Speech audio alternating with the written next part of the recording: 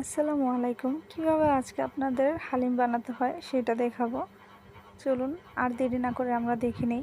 প্রথমে আমি হালিম মিক্স থেকে যে ডালের মিশ্রণটা থাকে সেটা পানি দিয়ে আধা ঘন্টার মতো ভিজিয়ে রেখেছি।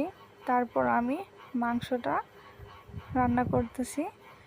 মাংসটাতে তখন পেঁয়াজ, আদা রসুন, একটু তেজপাতা, গরম মশলা, ধনিয়া গুঁড়া, হালকা হলুদ মরিচ আর হালিম মিক্সের যে মশলাটা থাকে সেটা দিয়েই আমি মাংসটা রান্না করেছি।